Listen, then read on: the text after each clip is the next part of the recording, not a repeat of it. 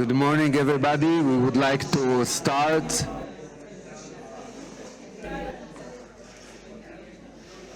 Unless we don't want to finish, so good morning. Welcome to our third and last day of the 5th International Judaica Curator Conference held in the National Library in Jerusalem, and our theme is collaborative leadership. Thinking a bit on Jewish history from the moment Moses is sent to Egypt, so he's not alone. He is doing collaborative leadership with his brother Aaron, and later on, collaborative leadership is almost all what we know. It is true that in biblical times we have certain books that appropriate one or other prophets, but as we know, many of the books that even in biblical time, according to the tradition, were written by more than one person, and of course this is true to the Mishnah, the Talmud, the Midrash, all the formative area of rabbinical Judaism in which people are almost anonymous. We don't know who are the major forces behind this major project. It is my pleasure today, and following our first day discussion of digital library and yesterday discussion of endangered archive, to rethink the relations between physical and digital libraries together. And we will have three expert panelists, which I will introduce now. Sara Wolkenfeld, Chief Learning Officer at Sefaria, a new online database and interface for Jewish text, which I assume you all probably know and maybe use. I will not tell the librarians that they are actually using Sefaria.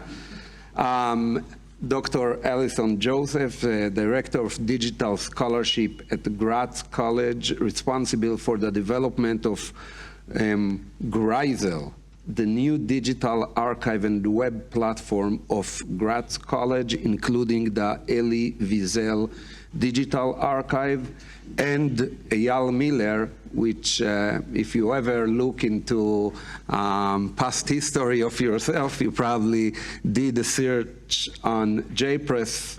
So he is the JPress project manager, the National Library of Israel, an expert in historical newspaper and digital archiving.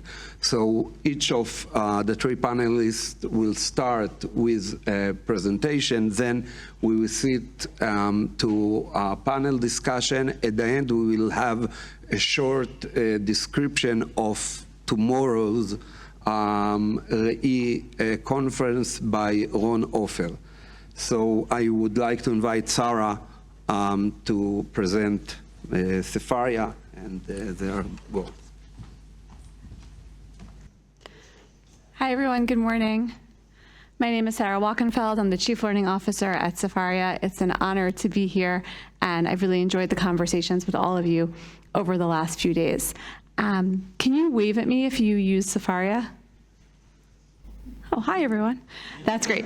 I just wanted to check so that I don't tell you too many things that you already know. Sefaria's vision is a world where Torah is alive and resonant, with a vast and diverse Jewish community that's actively adding to and engaging in the continued conversation of the Jewish people and our texts. When Sefaria was founded, which was about, we say that we've just celebrated our 10-year anniversary. Actually, I know better because I've been working for Sefaria for 11 years, and I was Sefaria's first employee. When Sefaria was founded, the vision was really just very simple. It was access to Jewish texts in the full sense of the meaning of the word access. We wanted people to be able to actually read the texts. And we knew that so many of the people who were seeking answers in Jewish texts were not fluent Hebrew readers or not able to read the text in the original, and we wanted English translation. For those of you who were around back in the day, if you can remember what would happen if you tried to, for example, Google for an English translation of the Talmud, anyone remember what you would get to? Evangelicals. Right, it was an anti-Semitic website. It's still there. It is, they use an illegal, like they pirated the Sansino Talmud. So it's up online, it's still there. I never really understood what made it anti-Semitic until recently. We can talk about that. But apparently putting the Talmud online is enough to uncover the secrets of the Jews. And I also didn't know that it was illegal, so I used it for many years in my teaching, whenever I needed an English translation of the Talmud and didn't want to translate it myself, as did literally all of my colleagues. And so Sefaria was founded by Brett Loxbizer, who was a project manager at Google, and Josh Foer, who's a journalist and entrepreneur, and they just wanted to open up access to Jewish texts. Our mission is to create the future of Torah by maximizing its impact in the digital age. That just means we want to bring to bear everything that the digital age can possibly offer for those who are seeking its texts. Here are some numbers on Sefaria, and this is our 2023 report. So in 2023, we had around 718,000 unique monthly users on average, and they come from really all over the world. Sefaria has the website, we have an app, we have a site in Hebrew. So in addition to having text in multiple languages, we have a dedicated site for Israelis.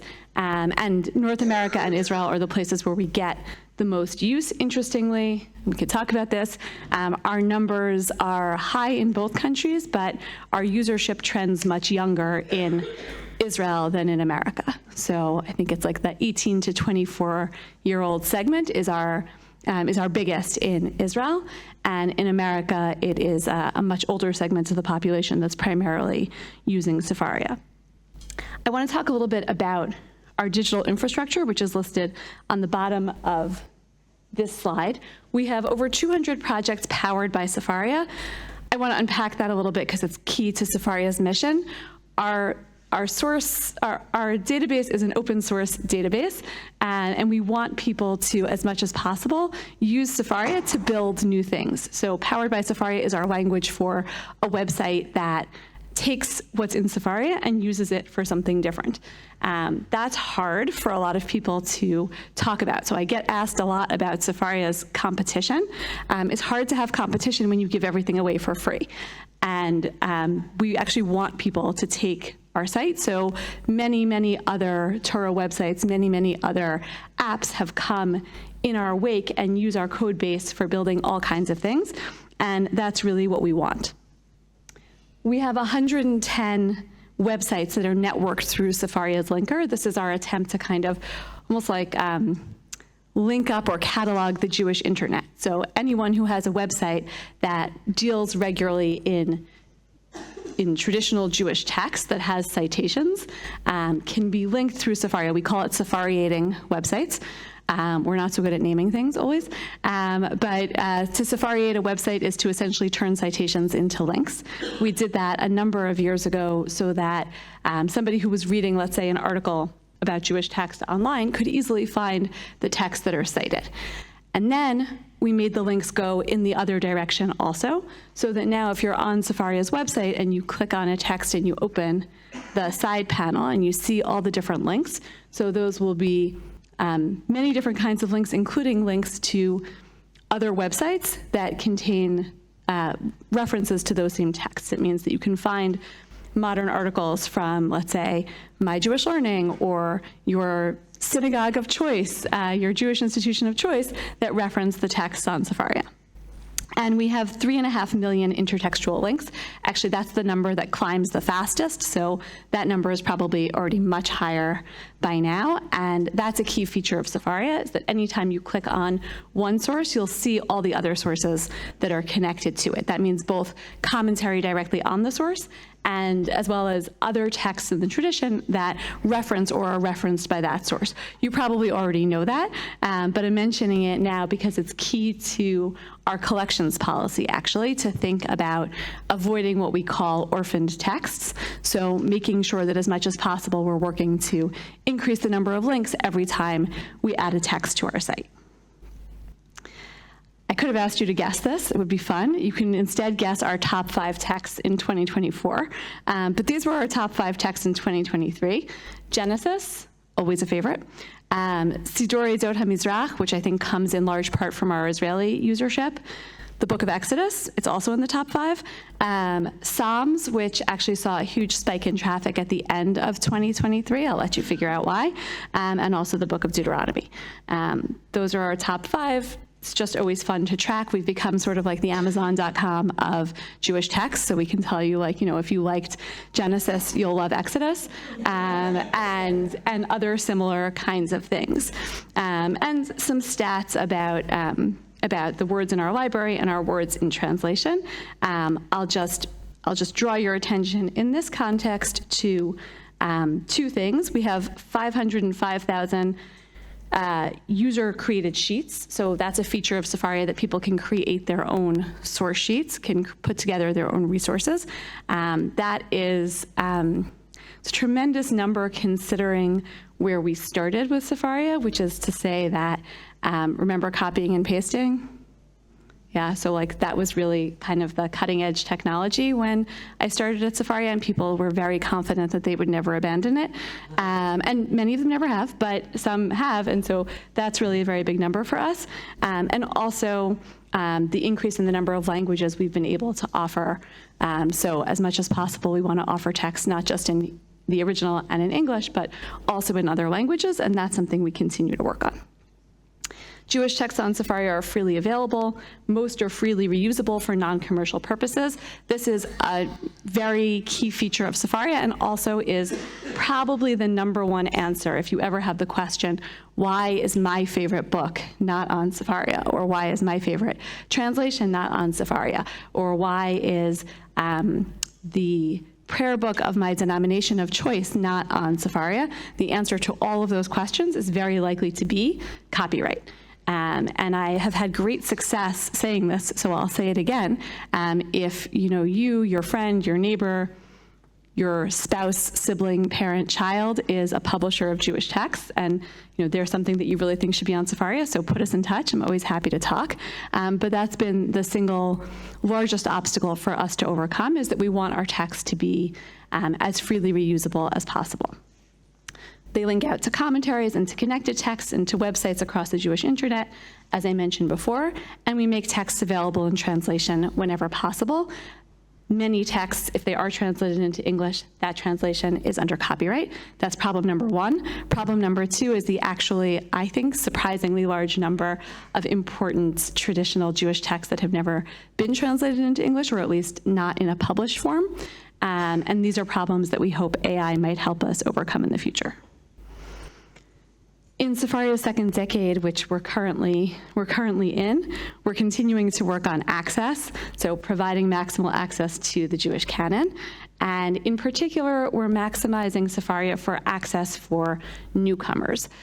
This is, I think, a difference between Sefaria as a website and maybe what a lot of libraries look like. We are not primarily oriented towards an academic researcher. We're not primarily oriented towards an expert user. We are primarily oriented towards people on the internet who are wondering, what does Judaism have to say about leadership? What does Judaism have to say about the afterlife? How can I find meaning in my life now that I'm thinking about myself as a Jew for the first time? These are the questions that we're seeing people try to answer. Most of Sefaria's traffic, the vast majority, comes from Google. That means people are literally typing their questions about life into Google and coming up with hits on Sefaria. And that's a really different orientation. We, again, continue to grow our digital collection. We actively prioritize acquiring original texts, also English and other languages, and we're looking at contemporary works, including those by women Torah scholars, and just thinking a lot about modern voices that help make older parts of the canon accessible to new learners and new readers. And we have an arm called Sefaria Ventures. That's the kind of technical force that's devoted to thinking about what else can people build with Sefaria's code. When I was saying this morning, when Sefaria started, our co-founders said, hopefully all the Jewish app developers will come and build new apps and new websites with our code base. We haven't seen a huge outpouring. It's possible we did get all the Jewish app developers, and that's just like what there is, but we're still really hopeful about finding more people. We are looking at advances in AI. Maybe we'll talk about that a little bit during the conversation or during the Q&A, but we really think that there's a lot that's possible for Torah study in the 21st century with new digital tools and resources. So we are experimenting with all the different things, OpenAI, Claude, Google Gemini, thinking about the capacity for AI to help us translate texts, to improve OCR of texts, and also to provide pathways into texts like summaries and tagging and other things that help what we call newcomers, so novice users, novice readers of Jewish texts, to find ways into the text. This is just an image of our developer portal, which is, as I mentioned before, a key goal of Sefaria is to try to get people to build things on top of our code base. So if you have technical questions, I have some really nice engineers to introduce you to. I am not that person in my organization, but I think that this new site essentially takes resources that we've always had and packages them more cleanly and more clearly so that developers can really get access to everything they need to build using our site.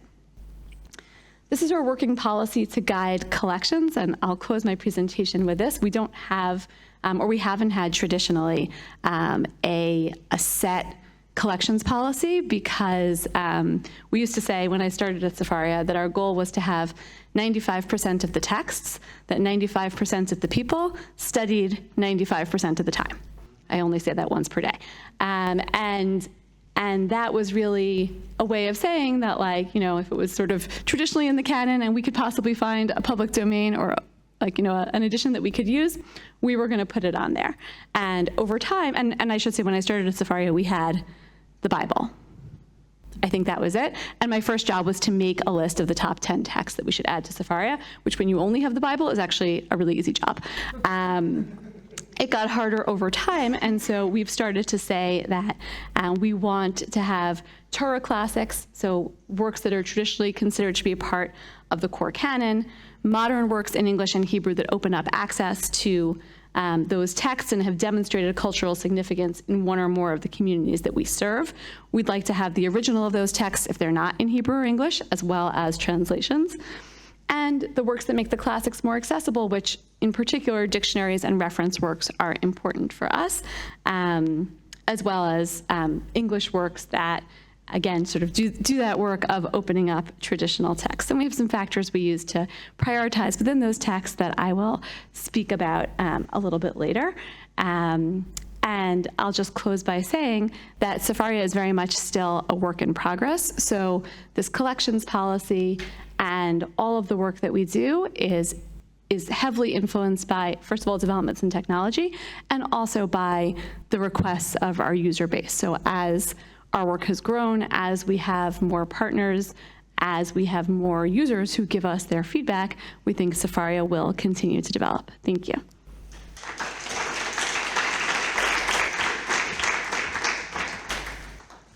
Thank you very much. We will keep questions for after the panel. I will now invite Eyal Miller to present the JPress.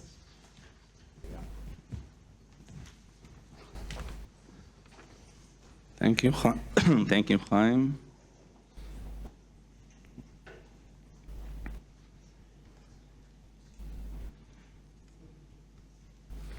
Okay, so good morning, everyone. It's a pleasure to be here. It's nice having a conference like at your home, so you're not a guest. I will talk for 10 minutes, and I'll put my timer on, so So I hope I won't run. It's quite a mission to talk for 10 minutes. Let me see how it works out. And if I don't have the time, I'll talk about it later on in our discussion. J-Press, I call it J-Press. It's officially called Historical Jewish Press. I'm talking about the same thing when I mentioned J-Press. It's a digital archive of Jewish newspapers and periodicals, run and operated by the National Library of Israel and Tel Aviv University. We will be celebrating actually 20 years to the founding of J-Press next year. What started out as two small projects, one here at the National Library of Israel of the first few Hebrew newspapers published in the 19th century, and a small archive of Jewish newspapers, mainly from North Africa, that was started at Tel Aviv University with our partner, Professor Yoel, was merged into one website 20 years ago. And 20 years of running a project together, 20 years of doing anything together, friends, spouse, anything is complicated. So we can imagine two big institutions with institutional egos and everything that has to do with that. So I think that's something to celebrate. And of course, J-Press, with all its merits, is definitely something that we want to celebrate. If I would have more time, I would talk for 10, 20 minutes just about the importance of the Jewish press and the newspapers and the content. It's something that I've been dealing with for many years. It still fascinates me. I believe that the Jewish press as a whole, including newspapers, of course, but bulletins, periodicals, other journals, is maybe the most important resource to understanding modern Jewish life. Can beg to differ, it's okay, but I'll be glad to argue on that. But I don't have the time to explain why that is, so you just have to take my word for it. Our goal, our goal, it's a quite ambitious goal, and I don't know if we will ever be able to fully accomplish, is to give digital access to all of the Jewish press, and I say when it's Jewish press, newspapers, periodicals, bulletins. I won't touch the question of what makes a newspaper Jewish. It's, I don't know, it's quite complicated. We don't know how to answer what makes a person Jewish, so a newspaper Jewish is even more complicated, I want to say. But we are on the inclusive side of things. Just a few numbers on where we stand right now. We have close to 800 different newspaper titles from all over the world, very diverse geographically. We have newspapers, of course, from Israel, but from all across Europe, from East Europe, I'm glad to say, and all to the west part of Europe, with the newspapers from the UK added recently. Of course, North America, Central South America, North Africa, South Africa, Australia, different parts of Asia, the Caribbeans, the Pacific Islands, basically any place in the world that you can imagine Jews lived, and any place where Jews lived, they would publish a newspaper, at least one, if not two. Another important goal for us is to serve, of course, scholars in the scholarly community, but not just. We know that the website, mainly, I think, due to the content itself, I can take pride that the website is amazing. I don't. We know we have our flaws. I think that what is amazing is the content itself, which is appealing to, of course, to scholars, but to students, to grad students, to teachers, to school children, to journalists, to filmmakers.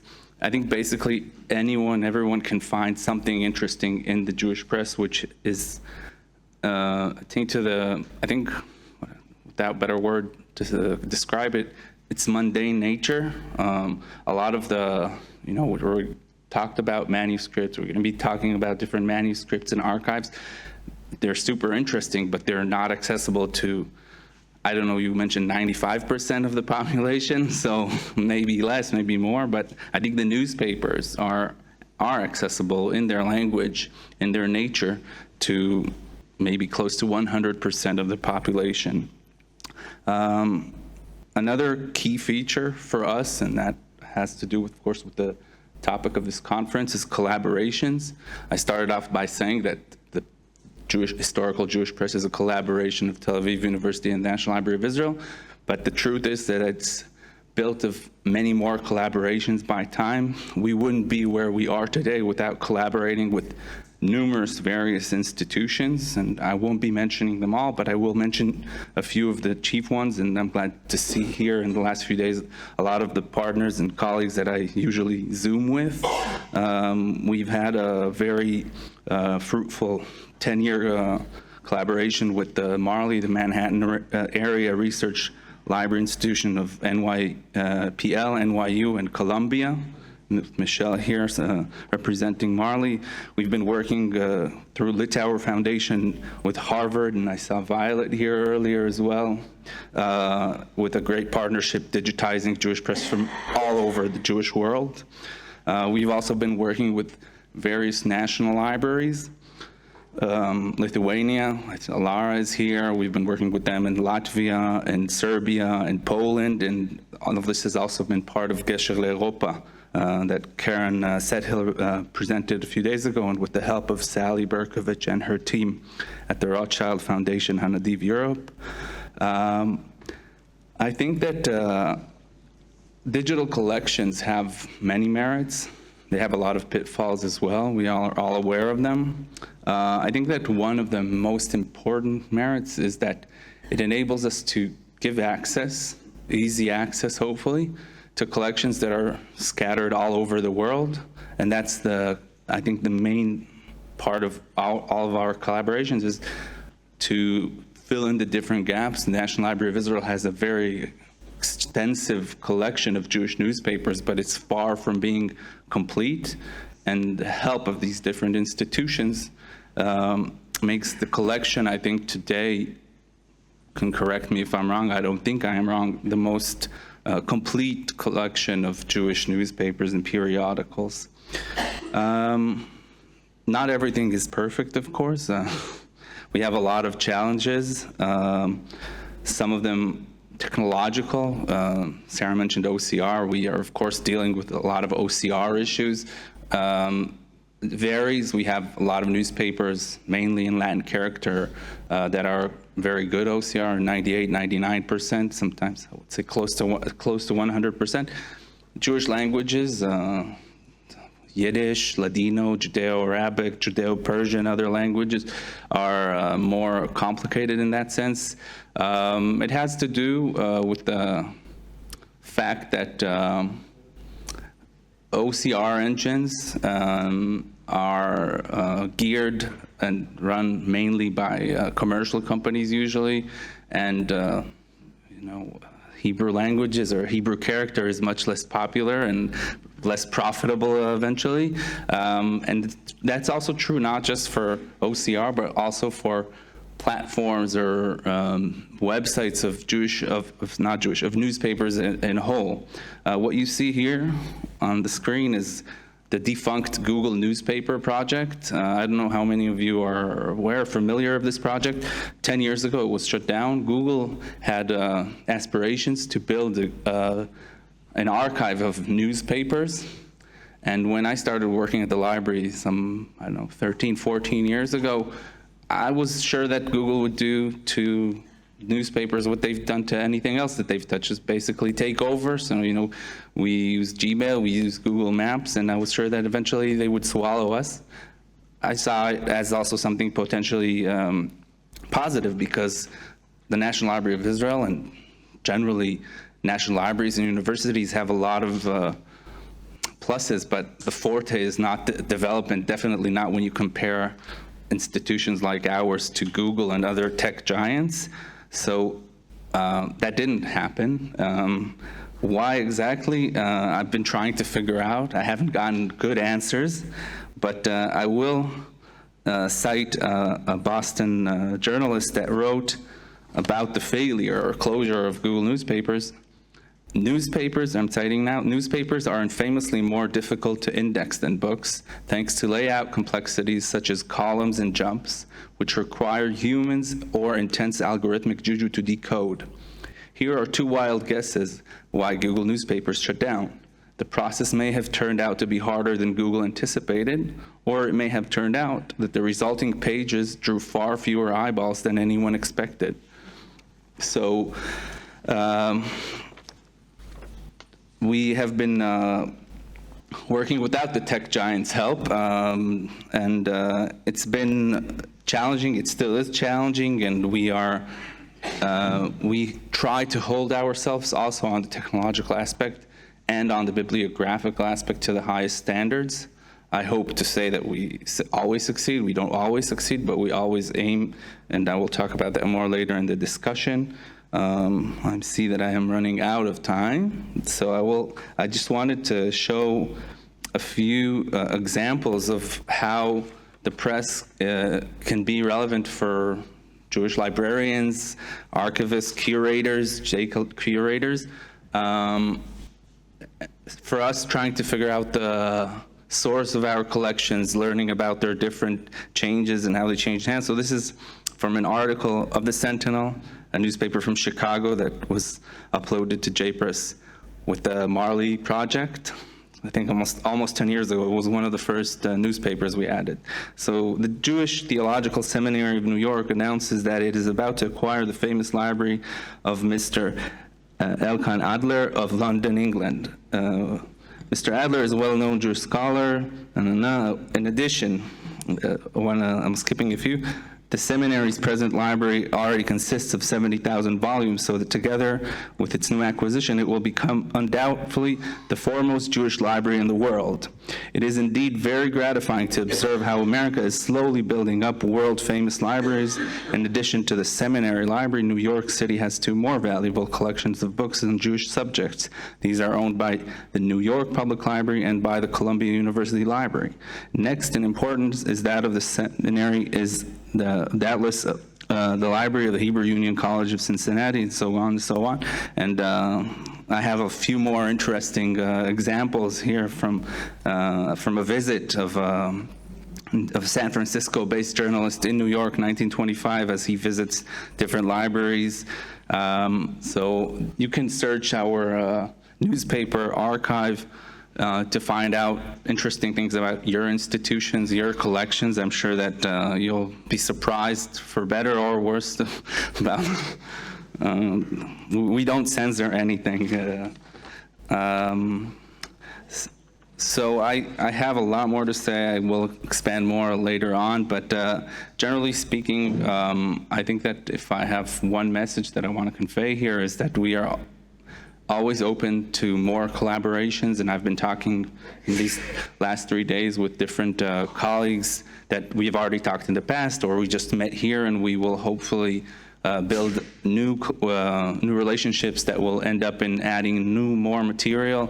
And we see that at the end of the day, as I said, we can do a lot of technological things to enhance the website, and that of course helps and is super important.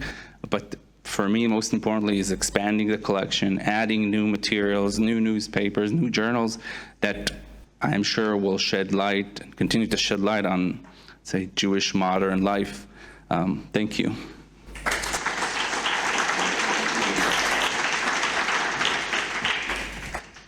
So now from the youngest project in the series.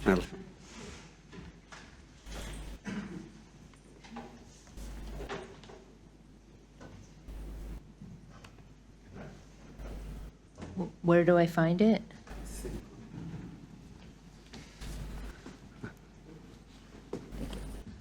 Yeah.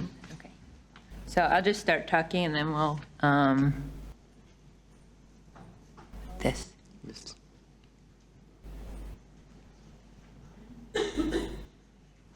Great. Is it possible to put it on speaker view? Put it on speaker view that I can see, or just? I can do if you want. Okay.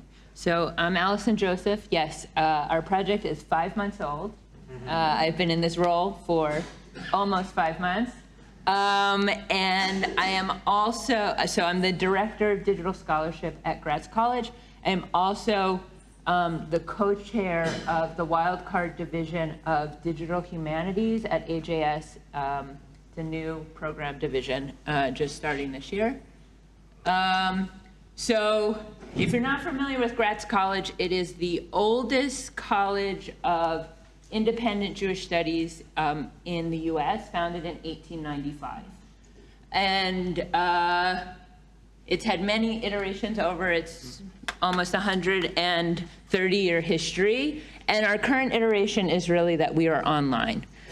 We have hundreds of graduate students, and all of our degree programs are online. We have a master's and PhD in Jewish studies. We have programs in education, nonprofit management, and also a graduate program in Holocaust and Genocide Studies, which is the largest Holocaust and Genocide Studies program in the world. We have something like 80-something doctoral students, 50-something master's students. It's the only fully remote program, and we just started a master's in anti-Semitism studies. So when we had a new president come in about 3 years ago, what he saw was that the future of Gratz is online, and that our physical presence, while we're still very present within the Philadelphia community, we really had a much further reach if we were leaning into that online potential.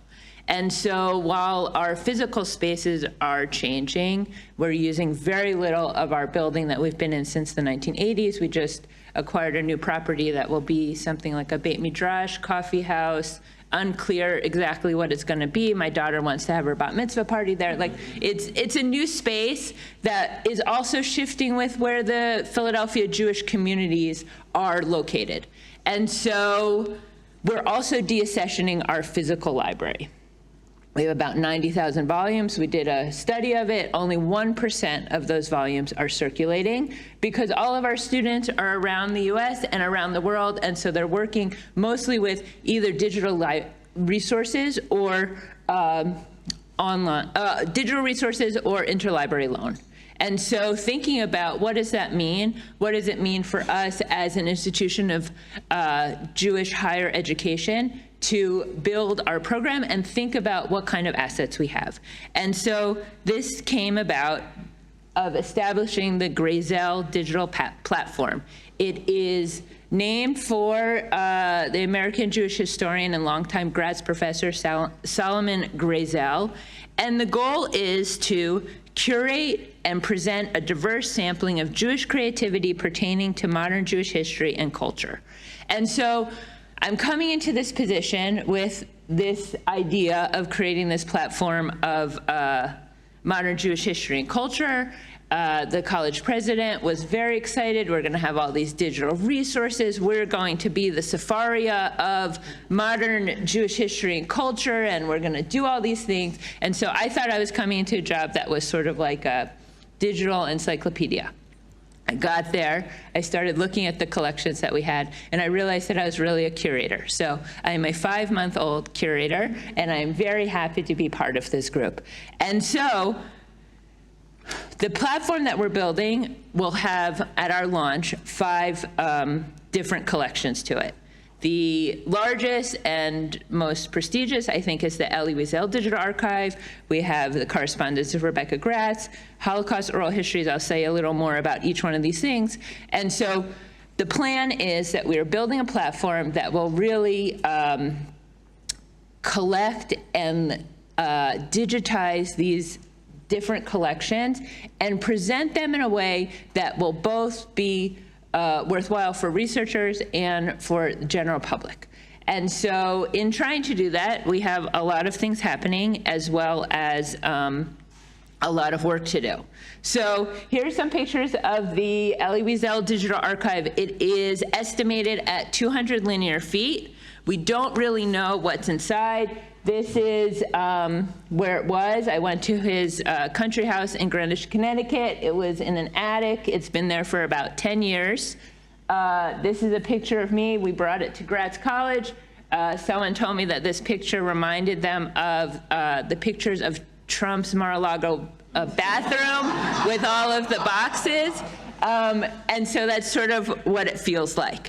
So I was a team of 1. 3 weeks ago, I hired a digital archivist. She started, I wouldn't even call it survey processing. She's mostly just opening the boxes. We've found all sorts of weird things, envelopes of cash, empty purses. Last week she brought me a big gallon Ziploc bag. It had 3 electric shavers in it. We found artwork, that something about this big, a model of the U.S. Holocaust Museum.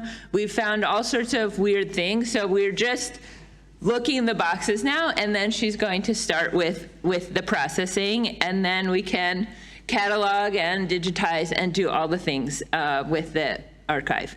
Another collection we have are the correspondence of Rebecca Gratz. The Gratz family was a very prominent Philadelphia Jewish family in the late 18th and early 19th century. Gratz College obviously is named for it. Rebecca Gratz is also credited for having started the Hebrew Sunday schools.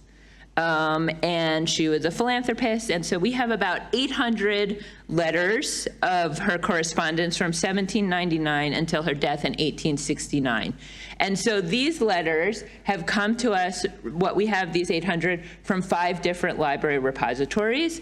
And I see this as a proof of concept of creating kind of a digital reunification of physically separated collections. So right now they're just from the 5 repositories. I do know that there are other letters at the American Jewish Archives, at University of Pennsylvania, and other places. So once we sort of get these 800 under control, I would also like to reach out to those places, and they've been really happy to give us access. The 5 libraries just gave us what they had. So some just said, here's scans, we have nothing else. Some said, we have scans and some basic metadata. And I have 2 researchers who've been working to transcribe and describe and do a little more metadata collection of those letters.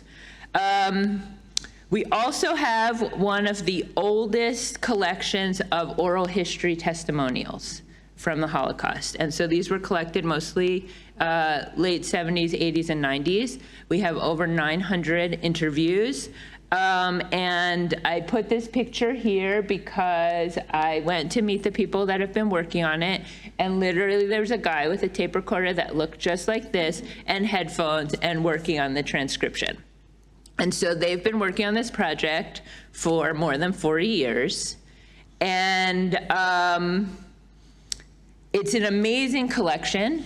I can only say things anecdotally about what we have because we don't have the data arranged in a way that I could tell you that we have the most whatever. So I do know that there are a number of special groupings within the testimonies of talking about kinder transport and the children who then were sheltered in England. We have interviews from a 1991 and a 1999 rickshaw reunion of Jews who went to Shanghai. So anecdotally, I think this might be the largest collection of testimonies from the Jews who were survived the war in Shanghai. But I can't tell you that definitively because we have no computational data to tell you about it. But I'm also hoping that I can relinquish the control of this work and start to lean into more technology. They've been working on this for 40 years. I would like for it to be finished. There are 200 interviews that don't have any transcriptions. I would like to use some AI transcriptions, at least for the first drafts. I also, they told me that, we have some that we only have a printout, but no Word file. I'm like, that's the easiest problem you have. Just give me the whole stack of your printouts, and we will OCR it, and we will get that into a digital format. And so they were kind of amazed. The person who has been running the program told me she's 80 years old and is the youngest person who's participating there. So, I mean, they're very happy with their cassette tapes, even though everything already has a digital copy of the interviews. So we're working on moving that along. Also, the Erich Mandel German Music Collection. It's a 19th century German music collection that contained more than 15,000 items. And we are working with the University of Pennsylvania and Edwin Cerruti in a partnership that This collection was just in this room, mildly climate controlled. We're not really set up to hold physical assets long-term. And so we have donated these materials to Penn, who is then digitizing them, and we will have them on our platform. And so this has created a really wonderful partnership with a much larger institution that already has set up a digital lab, all the people. Edwin has been in Philadelphia this year at the Katz Center, working on their theme of music this year. And so this is a picture of when they came for Penn and they boxed it up and then they took it all away. And so now it's 190 manuscripts have already been digitized. They're being currently cataloged. If you wanted to know about them, they're already in the Penn Library catalog. And we're adding more to the MARC records. And so the digital assets will be hosted on our platform, and then the physical assets will be at the University of Pennsylvania. We also have the papers of Lena Allen Shore, who she's Polish. She survived the war hiding in plain sight with fake papers. She was part of the Polish resistance. After the war, she went to Montreal and then came to Philadelphia and was a professor at Gratz. She had a whole center of the beginnings of teaching about human rights and how we can do that. She also had a close relationship with Pope John Paul II. Here he is. After he became Pope, she wrote him a letter. I think they bonded over their Polishness, and her son and granddaughter are involved with Gratz and our project. And her son was telling me that he remembers being in residence at the Vatican when he passed away. He also wrote a children's book called Friday Nights with the Pope. And it's really just a wonderful story. And a person that no one has ever heard about. And it's really interesting. When I first started, I went to Wikipedia. There was no Wikipedia page. I set up a Wikidata ID for her. I wrote a Wikipedia page. I got some very nasty reviews that I plagiarized it from LenaAllenShore.com, and so we're working on it, but those Wikipedia reviewers are tough. But her papers include letters with the Pope and others, some of her syllabi. Some of it has been processed and digitized, and then we have a lot of boxes that we still have to go through and figure out what is there. So those are our 5 collections that we're planning to launch with. You might be wondering, how are we funding this? We have, we've gotten a large grant from the Claims Conference for the Elie Wiesel project, from the German government for the Mandel Music Project, and a number of other family foundations. And so coming into this role and realizing that this is really kind of a library site and not a digital encyclopedia, I had to start thinking about it differently and thinking about, we really need to have a collection policy. So I tried to draft one that made sense of what we already have, right? So we have these Holocaust-related things, we have things about the post-Holocaust American experience, and we have some Americana. And so my working collection policy is that we are looking for content related to the Holocaust and post-Holocaust experience in the United States, as well as Americana in particular from and about the Philadelphia Jewish community. And so right now, I'm not collecting anything. I mean, I have more than enough on my plate with these 5 collections that I've kind of inherited. But moving forward, I think that this will be helpful both in collecting and reining in general enthusiasm. Because there has to be a limit. You can't just collect it. The National Library can collect everything. It's very small, Gratz College, our Grazel platform. Right now, I cannot collect everything. But it also, I don't think, on the platform that we're developing, makes sense to collect everything. I think that the value of creating a digital archive that is not just a repository, but at least is processed on an item level, is allowing the content to speak to each other. And if your content is so disparate, that, were ancient Mesopotamia and Lena Allen Shore, I don't know if they can talk to each other. Rebecca Gratz, does she talk anything about working with her Christian neighbors? And Elie Wiesel about working with inter-religious dialogue? And Lena Allen Shore in her relationship with the Pope and then the Diocese of Philadelphia? Those are conversations that can be created on a digital platform. So we're really looking to do that kind of thing.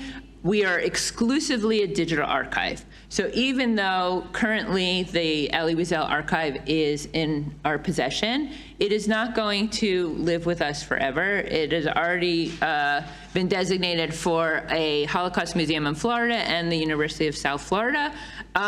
So we are just temporary stewards of the physical material, which is in line with, our focus of Gratz College as a pioneer and innovator in digital education.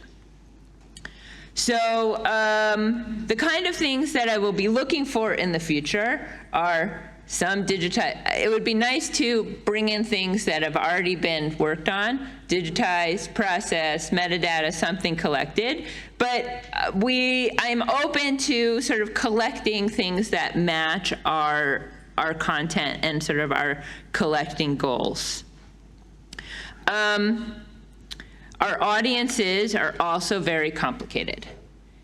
On the one hand, we are trying to create an archive that will be worthwhile for researchers, especially the Elie Wiesel, that this will be a very comprehensive collection, but also the original directive of this project was really to be for the general project and educators and students at all levels.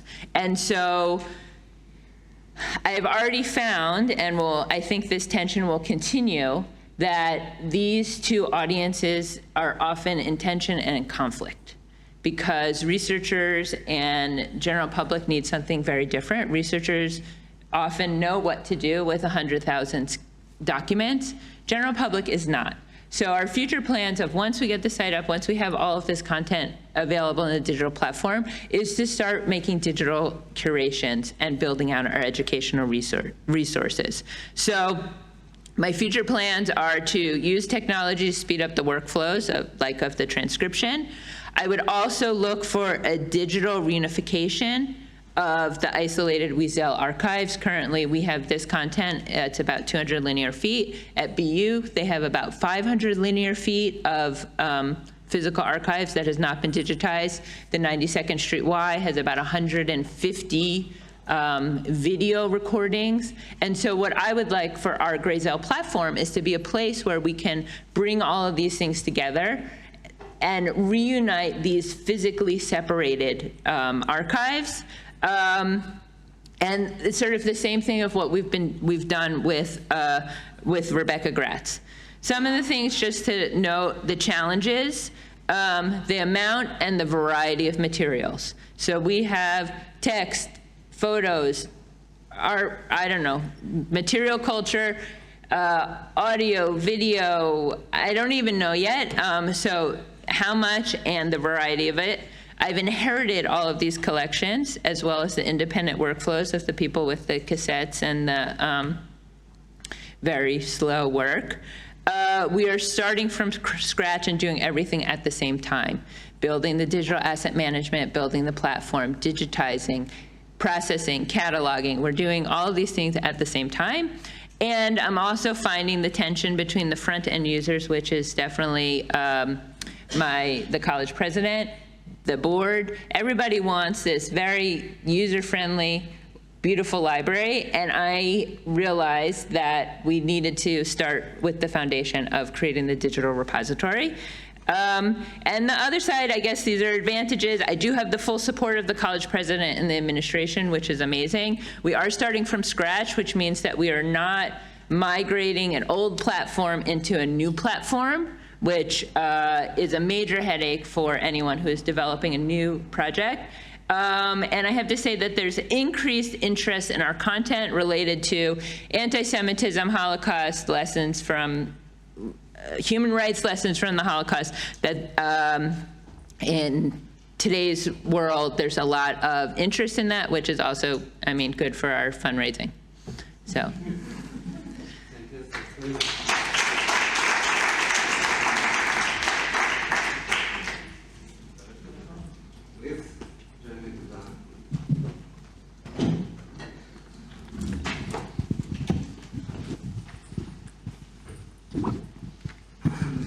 My opening question would be in general about things you all talk about, the decision-making process, but I will try to be more focused on for each of you, and we'll start with you, Sara. How does Sefaria ensure diversity and representation in its collection?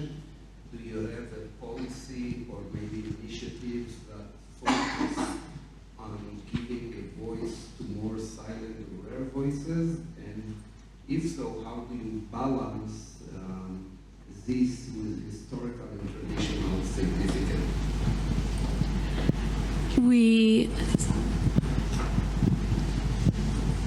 Can you hear me? Yeah. Okay, we do think a lot about how to, as we think of it, diversify the voices in our Beit Midrash. That was a goal from the beginning, kind of a naive goal, because as it turns out, if you want traditional Jewish texts written by women, you're going to have to write them.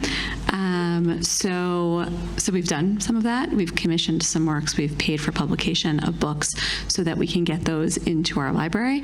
And that's a really important goal, as well as partnerships with organizations that help other marginalized communities to write and produce works of Torah.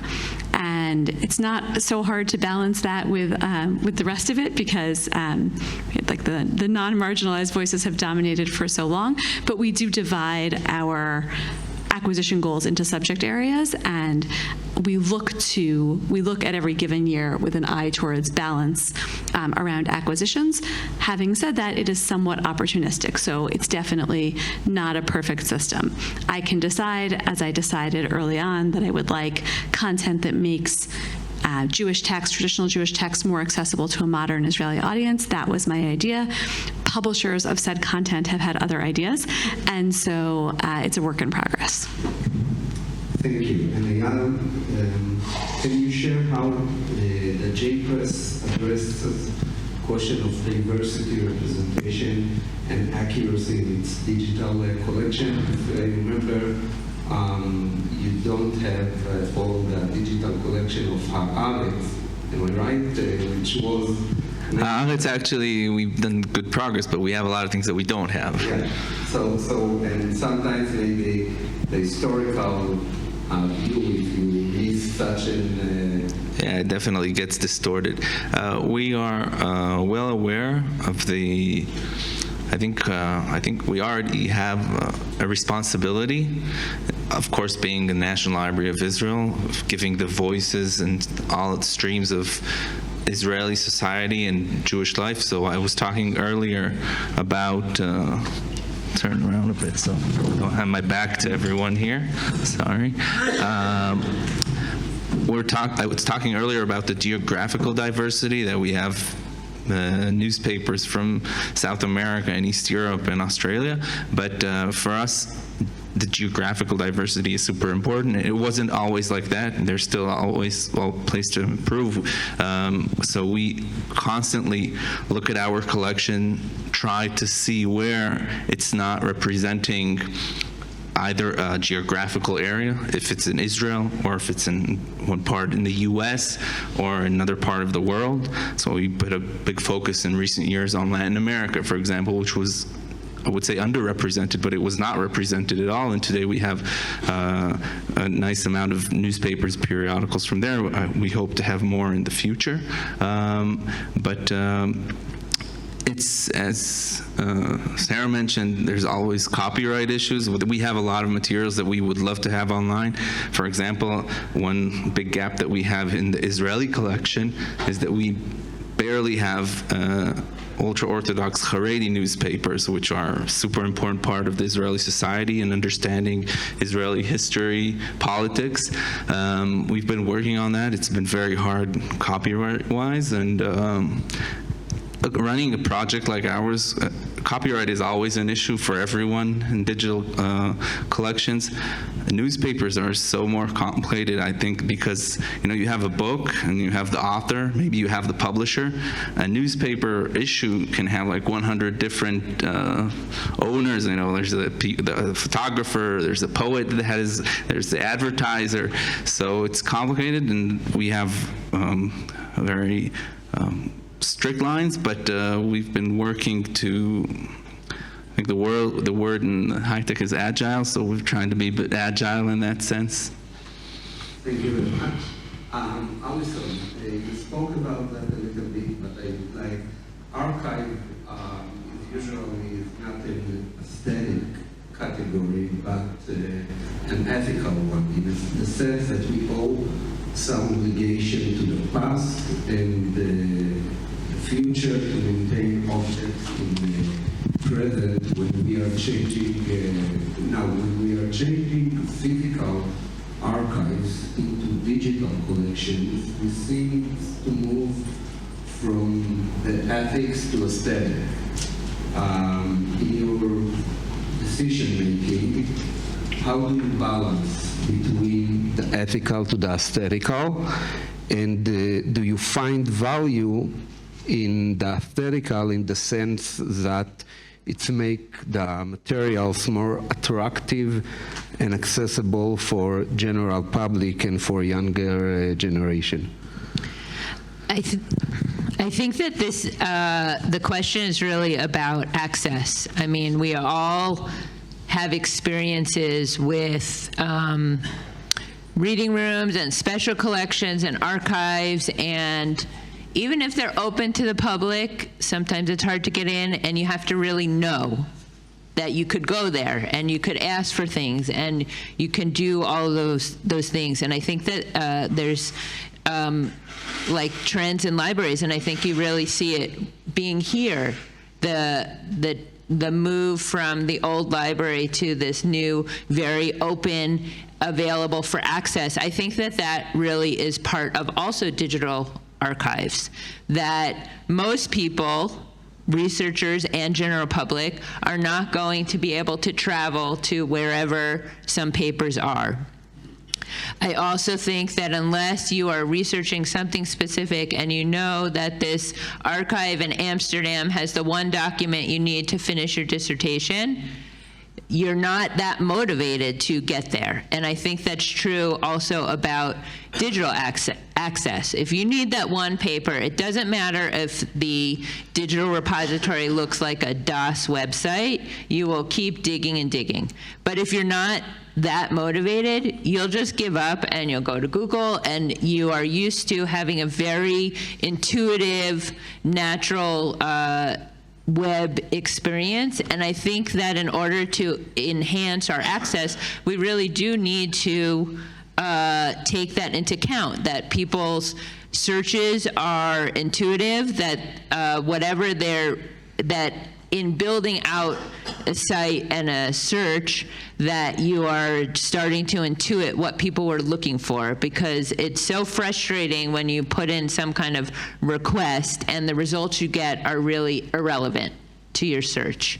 And so I think that is not just the aesthetic, it's also part of the ethical of making things more accessible. And I really do see that digitizing physical archives are both about preservation as well as opening up access to a much larger population.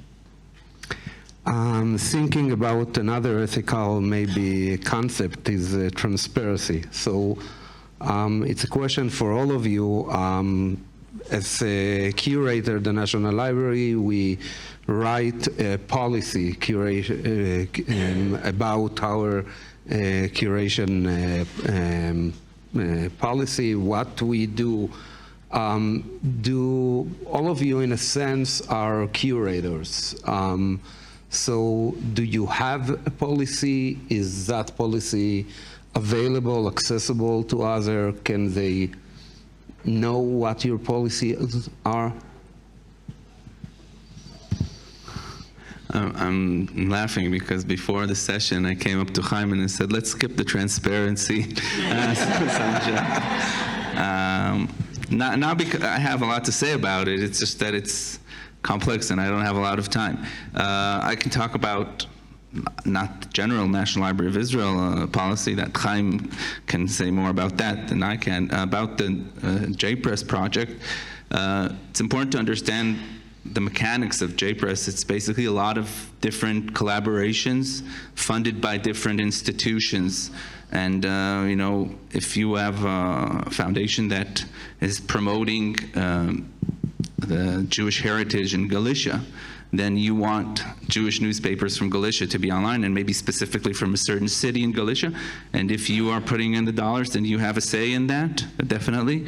But that's not to say that, you know, that whoever funds has all awards. It's always in discussion. We have an academic committee that goes through the materials that are planned to be online. In some cases, like I mentioned, the Marley initiative that we're working with, they have set up an academic committee to decide which newspapers are to be digitized with that meet their goals and their aims. And in some cases, we have a bit more liberty. If it's some funding group says we want newspapers from Australia, but you have more of a free hand than what we usually do, and that's our policy is to reach out to different scholars that are specializing in that certain area or topic, and to build with them and with different people here at the library the list that would be as comprehensive. And I said earlier about the responsibility that we have. We understand that people use what is online. If it's not online, in our case, if it's a newspaper that's not online for whatever reason, I'll give you an example. Yediot Achronot, one of Israel's leading newspapers, is not on JPress for copyright issues. They have their own private digital archive that they sell to libraries, universities, so we cannot put it up online. I know for a fact that it's less apparent in scholarly work and in articles, because for a professor writing an article, if he has 10 other Israeli daily newspapers and he doesn't have Yediot, it's much easier than to come to the several libraries that do have those two stations. So our responsibility in that sense is that we give a wide geographic, linguistic, and I would say ideological variation.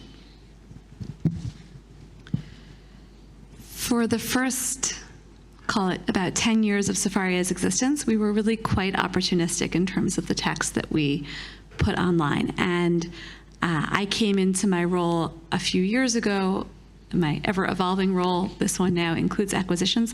And one of the reasons that I was so excited when Raquel told me about this conference last summer is because I had recently started to come to grips with the curatorial aspects of my work, and I didn't exactly have a starting place. There's nothing exactly like Sefaria in the world before. I'm not a librarian, so I don't have that kind of colleague network to turn to, and it's really been a wonderful experience being here with all of you. Because we've only begun to really have a curatorial policy, it's in development, and we're thinking about the best ways to share it with our community. I'll say two things about that. One is kind of similar to what you just shared, Eyal, about Yediot. I have a lot of anecdotal evidence, zero sort of real data, so if you know a researcher who wants to study us, let me know. But a lot of anecdotal evidence that it really does matter what we digitize and what we put online and how we surface it. I spoke at a conference about 2 years ago that was convened by HUC, and the person who introduced me, totally unprompted, said that he's been teaching at HUC for several decades, and in recent years, he's noticed an uptick in students citing the Torah commentary, the Alshich, in their papers. Now, I cannot, can neither confirm nor deny. However, I will say that the Alshich has one thing majorly going for him, which is that he's in the A's, and much of Sefaria's commentary is listed alphabetically. So I do, he does think, and I do think, again, anecdotally, that could be a reason for the uptick. So we are having a real impact, and we're really just beginning to grapple with what that looks like and how to think about that. Part of that for us is thinking about new interfaces so that there's multiple ways to encounter the text, and we're kind of balancing things like alphabetical advantage. The other thing that I will say that's been really a challenge for us and has been really powerful about being with all of you, you all really appreciate the value of copyright and what it means to have metadata and what it means to have something under copyright. And by and large, we find that our users do not. And so, I guess this is a common challenge. So, even in sort of putting up that information, I would say that by and large, the perception that we encounter is if it's on the internet, it must be there for me. And so the Bar Ilan Responsa project, or resources from the National Library, or you name your website here. If it is available online, people assume that it is fully there for the taking. And I think part of being transparent is, we used to think it was sort of offering that information. We do offer that information, and nonetheless, I routinely get questions from people, why can't you just put this book, right? I was able to access this book on Chabad.com, so surely you can put it on Sefaria. And I'm like, well, surely they are a .com, and surely that book is under copyright, but it's hard to explain that. So I think that our challenge is not just around transparency, but around really educating the public. Well, since we don't have anything yet, I can't say what we do, but what? Yeah. So, but I think with digitizing archives, one of the most important things to be transparent and clear about is that it may not be comprehensive.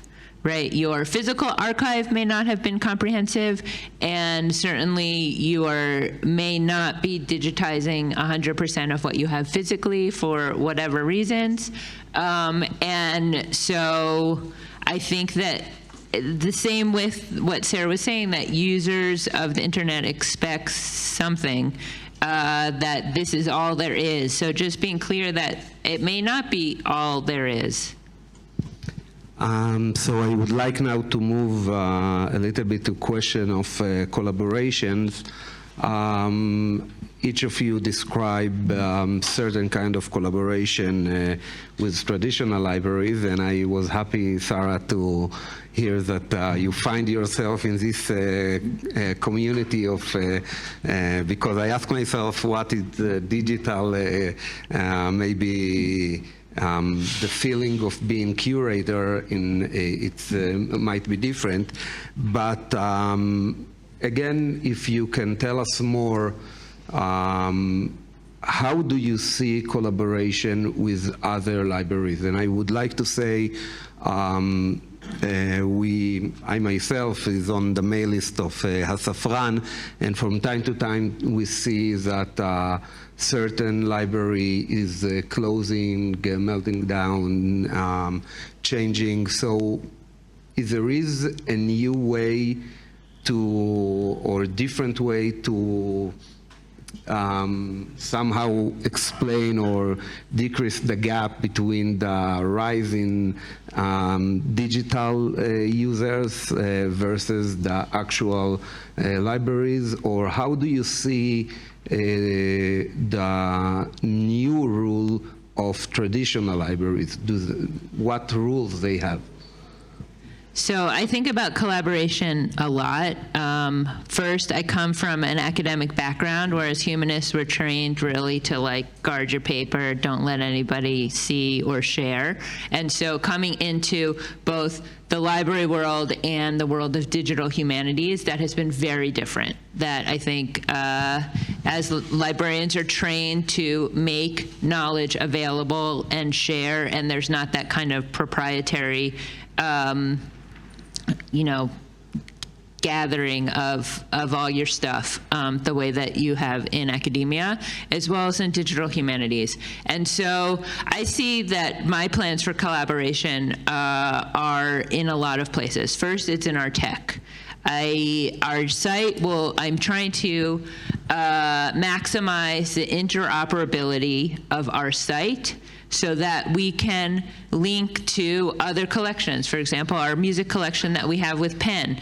People should know that if you look at it digitally on our site, if you really wanted to go to the Penn campus, you could see it there.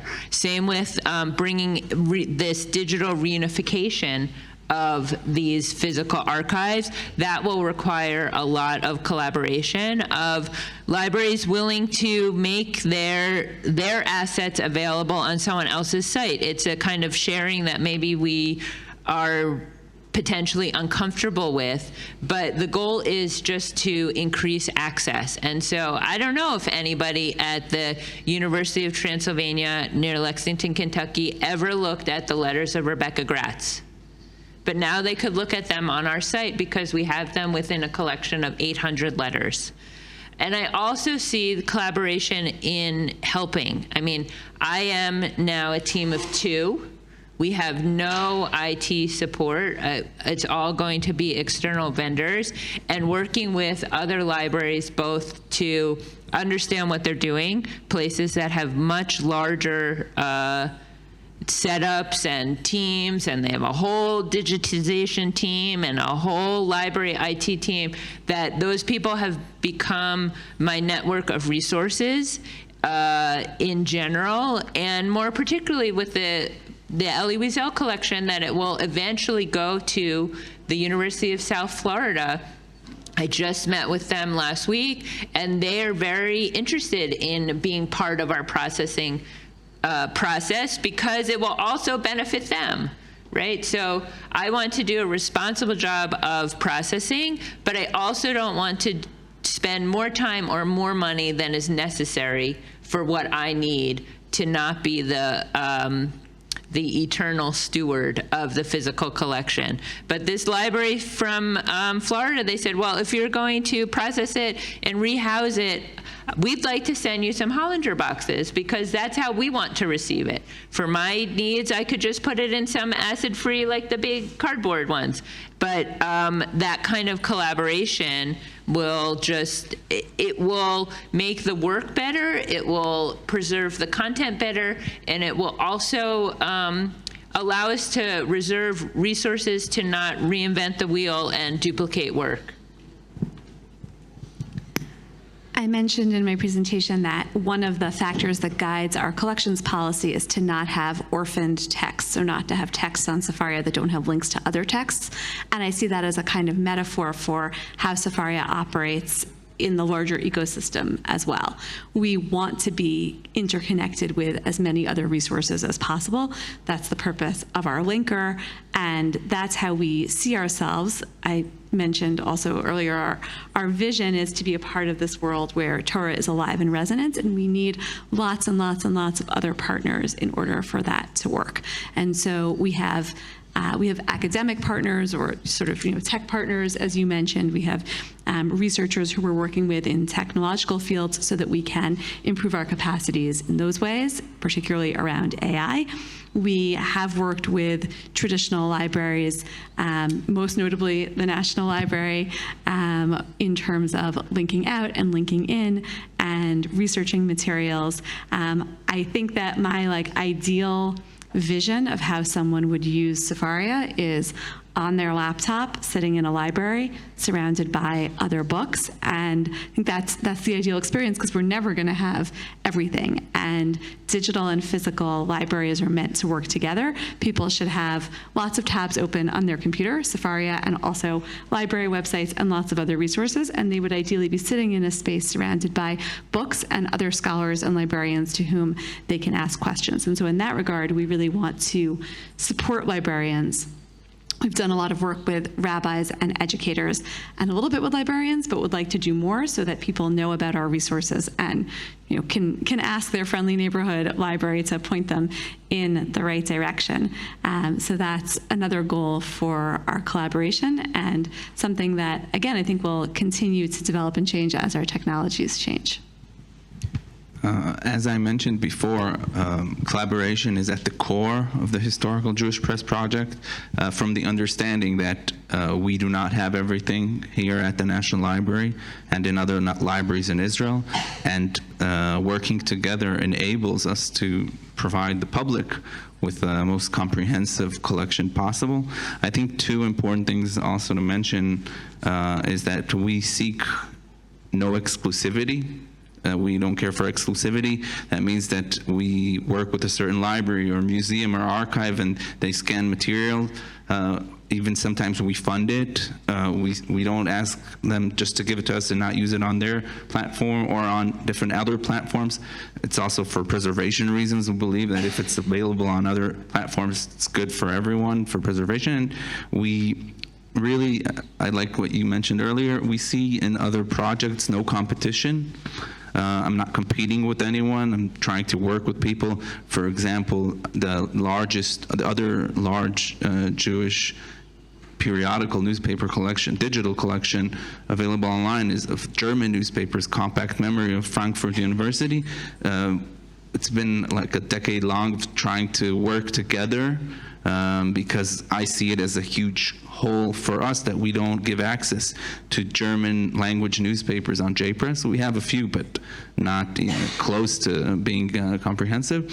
And I'm glad to say that we are closing in on an agreement with Compact Memory that will enable us to put online all of the materials from their collection that are not copyrighted. So that's a nice portion. It's 19th century and part of the 20th century as well. Another thing I want to say on that, look with collaboration always on our mind, is that some 4 years ago we launched our new platform. We were working with a software company that was not meeting our standards anymore. And one of the most important things that we did when we were building the data architecture for the new website is that it would not be a black box, meaning that we could easily ingest materials from other collections. And I'm glad to say that we insisted on that, and it's already we've already seen a lot of fruit from that decision. The first year after we did that, we signed an agreement with the Australian National Library, and they digitized and shared with us all of their collection of Jewish press, something that we could not have done in the past. We've also become a safe haven or a shelter for, you were mentioning different libraries shutting down, but sometimes, especially in these days, the situation of the press, newspapers that are shutting down, so we are actively reaching out to newspapers to ask them if they want to share their archives with us. We've had instances of small digital archives that have been running into different funding issues, that they're not sure that they can continue to upkeep their digital platform. They said maybe you can take a copy, put it up online. So for us, that's definitely one of our goals, is to become also, you can say, like a shelter for different smaller digital projects that will maybe eventually cease to exist, or will continue to exist, hopefully, but we can continue to do it dually, I would say. So now I will have almost final question to each of you, and then we'll open to the public. I will start with you, Sara. Two questions. Do you envision Sefaria, we have Professor Sara Banor here, in maybe Ladino, Judaic, Arabic? We have a lot of digital text in the National Library in Judaic, Arabic. Do you see, I mean, in languages, different possible vision? And the last question, you are a chief learning officer. So is Sefaria a library or Beit Midrash? And if so, how we see maybe future different Batei Midrash separated for different denominations in the digital world?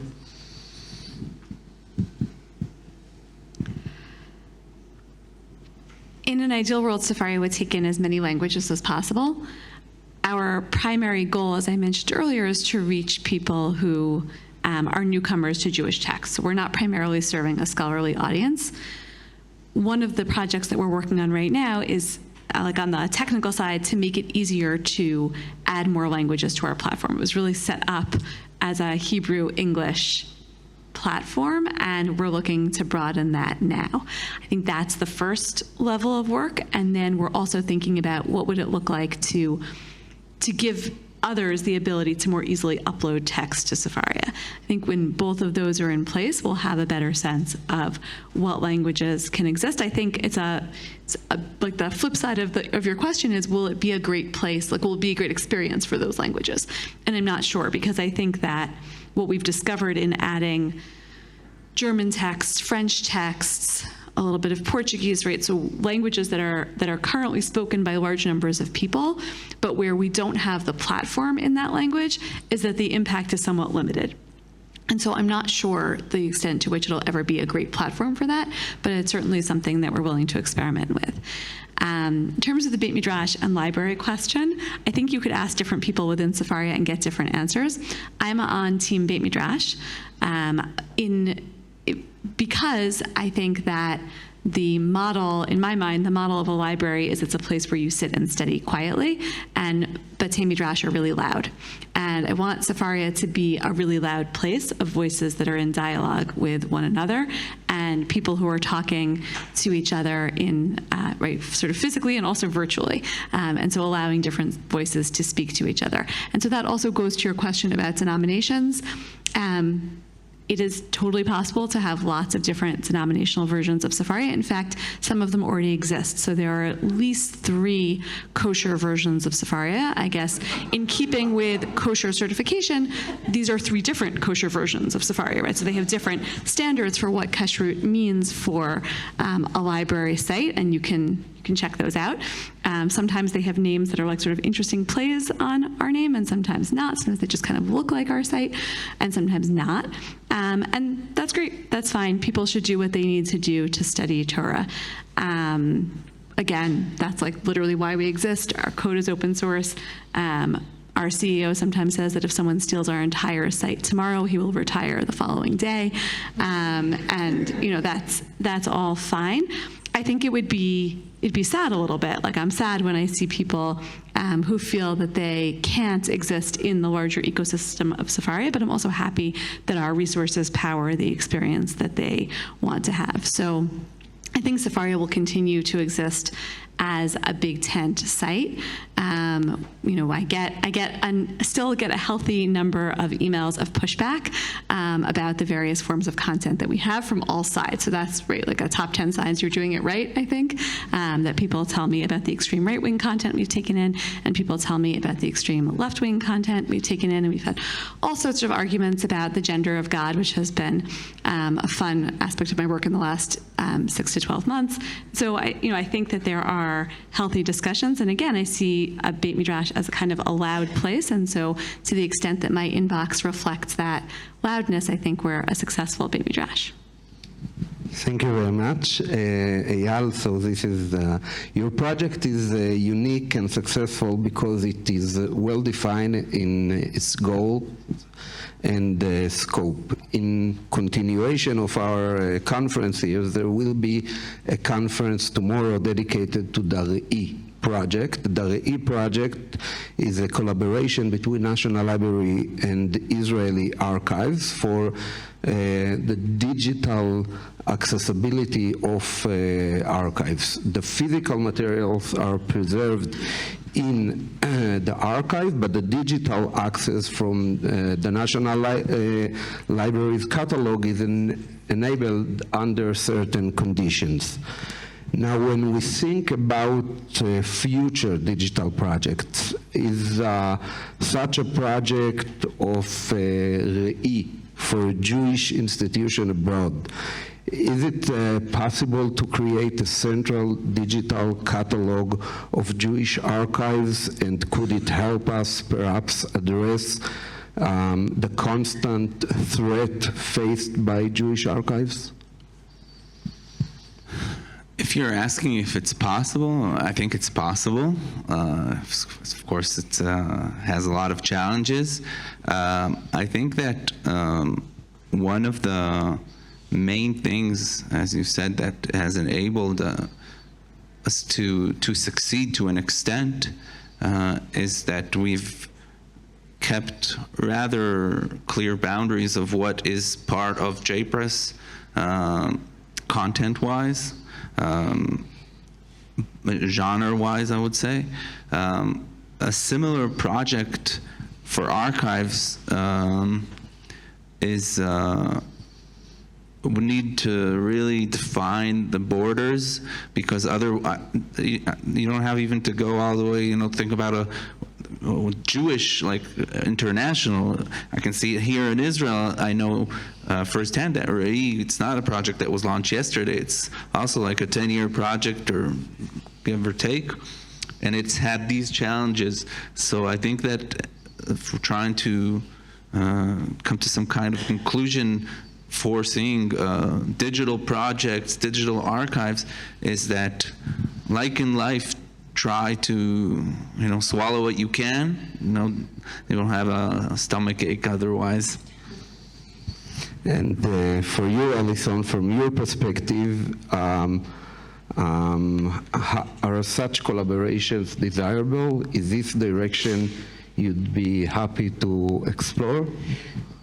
I think that they are desirable. Yesterday we spent the whole day talking about endangered archives, and we talked about them being endangered usually physically, or having to do with the speakers of the languages of those archives. But I think that there's also a digital endangerment of digital archives because of some neglect. Either a researcher creates a site for whatever research question, and when that question is done, they sort of let the site go, or funding. The technology requires kind of constant maintenance of updating to make sure that it still works. You don't get what we talked about on the first day, the 404 error, that not everyone is able to maintain a site forever, even if the content is really important and should be maintained. So I am looking to create a platform in which we can absorb projects like that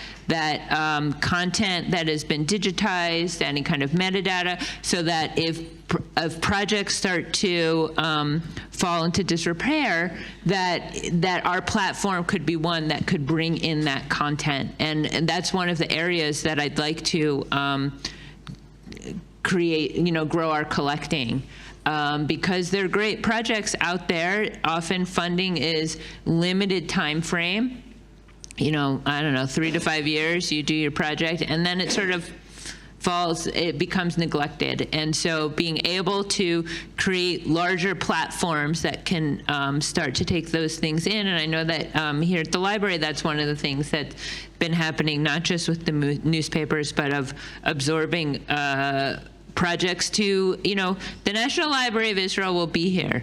Somebody who created a website to do whatever is not going to necessarily be there for the foreseeable future. And so being able to create more kind of like amalgamators of sites that can pull in projects, I think is really important. Thank you very much. We will take a few questions from the public, and then Ron will explain us a bit about the day tomorrow. Please, Paul. Yeah. Do we know for Eyal where and when was printed the first so-called newspaper? I mean, when do you decide that it's a newspaper? When the first newspaper, the first Jewish newspaper? Jewish newspaper. Well, that's been a question of a lot of scholarly debate. I think the common answer, I'd say, would date back to 17th century Amsterdam, with the different gazettes in Yiddish and German and Portuguese, or in different variations of these languages. They are still not yet online because I've not yet been able to compile a nice collection. We're working on that. But to your question of defining what is a Jewish newspaper or periodical, as I said before, we are more on the inclusive version, because you can ask, of course, a newspaper that was published in a Jewish language, that makes it Jewish. Okay, I can give you a lot of Hebrew newspapers published by non-Jews that were aimed at Jews, or if it's a newspaper published by Jews, but in French, in Morocco, for example, is that a Jewish newspaper, even if its readership was mainly Jewish? So those are big questions, but for your initial question, I think that you can beg to differ, other can beg to differ. 17th century Amsterdam would be the place to look. Sharon, please. I have a question, a practical question. You are working on, digitizing as many papers as possible, and I'm wondering if it's possible to crowdsource.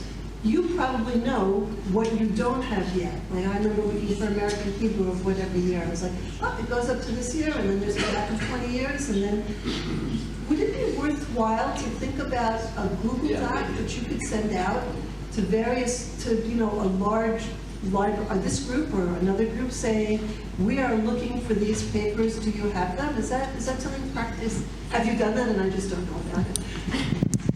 Well, we do that constantly, but it doesn't mean that our work methods can't be improved, and I can definitely do that to this group of people which sit in the most important institutions and curate the important collections. But it's definitely part of what we constantly do. Doesn't mean you'll get it, but... No, I understand. We have knowledge of where our gaps are and where other institutions have collections, either physical or digital, that can complete our collection.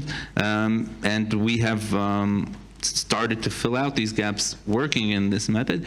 It doesn't always succeed because for funding issues and for, some institutions don't like to collaborate for whatever reason. But what? We'll beat them up. We have a few more. Raquel? Like request, you can't put it online because of licensing concerns. So if it's already exclusively somewhere else, it can't go on JPress. Like there's some things that won't go on because they're licensed elsewhere. Raquel? So I love this panel because I feel like we're looking at different stages of evolution, perhaps, or different models. And I think there are very large questions here. I want to go back to something that Peter Baldwin said. Sarah, you unfortunately weren't with us, but Peter Baldwin threw down the gauntlet when it comes to libraries, of which he understood that to mean printed material, that it's just a matter of time and resources. That in Excel, it's all going to be digital, right? We here know how much work that takes, but he threw that out. And then there's a question about how do you deal with unique items like archives and artifacts. And so far what we're hearing is a combination of resources, opportunities, interests, right? There's some cocktail which, if we had more time, I would push all of you to sharpen the decision making, because in the end of the day, we all are making real decisions on a daily basis. I'm going to go Latin America, and therefore I'm not going to go, more, North America. Or I'm gonna invest in women's, women's interpretations of or Midrashim. Therefore, I'm not gonna go. So we're all making, and I want to put that out there. We're all making these decisions at all time, and I think that this conversation I'm hoping is going to continue because there are real questions about what's the role of traditional libraries, what's the role of straight digital libraries, and then, Alison, you're presenting this interesting model of you're in transition, right, from physical to digital. And I think that there are real questions about how much we should be working in tandem and how much we're serving up to good audiences. Anyway, not really a question, but No, all of us, this is the major issue. This is one of the major issues of our work, and I think we all need to refine the way we're thinking about these questions. Now they all will be suspicious that we are working together. I want to comment on what you said. I think that, of course, whatever we do in our professional life and private life, it's decision making. I think that what is important in projects, in large projects, is to make sure that it's not one person making the decision.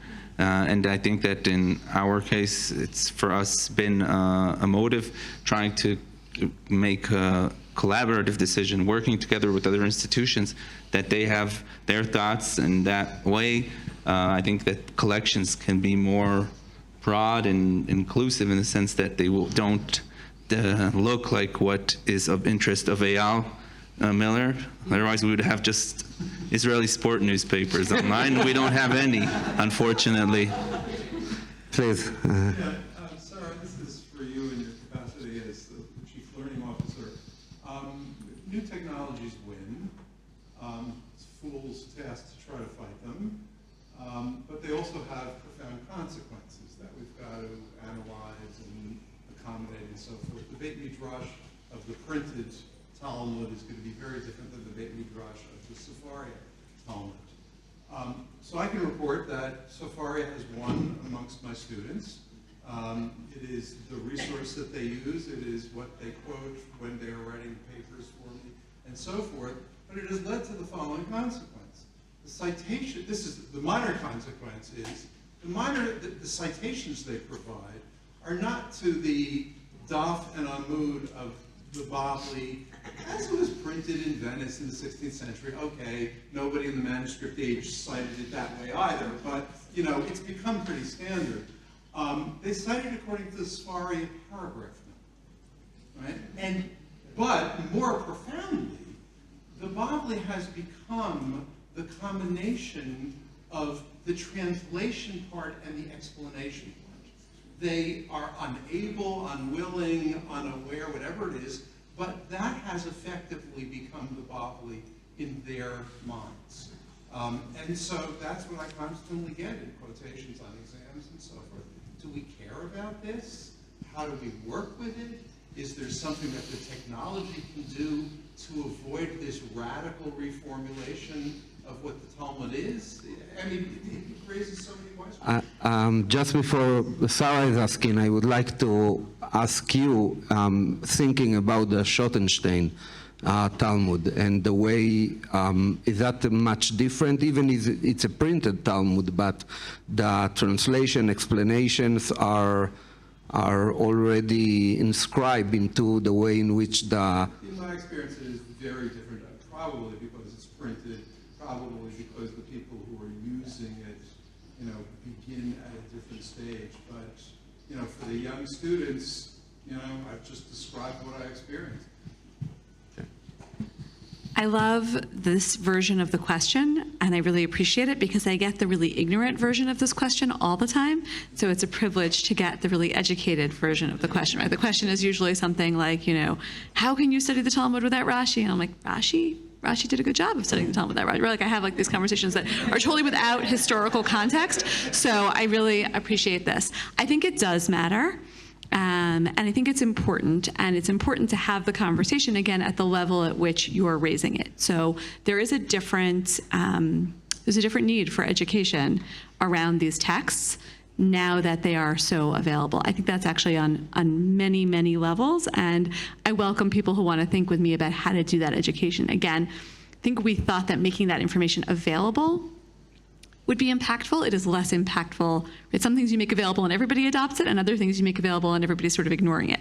And that's something we have to think about.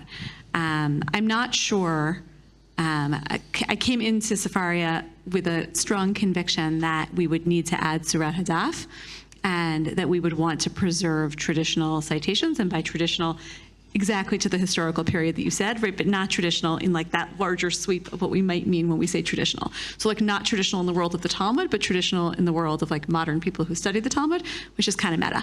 And I've been convinced somewhat otherwise. I think that you do learn different things when you study not from Surat Hatzaf. I'm not sure if they're less important things. And I have a lot more to say about that. I have the sense our time is wrapping up. I'm happy to continue the conversation, but I really welcome thought partners on this. I also think it's going to look different for different audiences. So your students and the people that you're seeing are actually expected to work with the Talmud on a pretty high level. We might be able to educate them more about what it means to have different citation systems and what it means to encounter the Talmud in these different media. For other people, it might become more incorporated, but I will just say that something that I discovered in my own personal educational journey is that for a lot of people, the commentary of Rashi is actually inseparable from the text of the Talmud. And to read the text of the Talmud in an anti-Rashi way can get you kicked out of certain classes. I can tell you this, I promise. And so I would submit sort of humbly that is, this is a kind of parallel phenomenon that we have to talk about and be explicit about. We are running out of time. Ron will describe the next day in the opening of the next session. So thank you for your panelists. Thank you for the questions. And please, we are returning all to this room, and then we are separated to the different groups.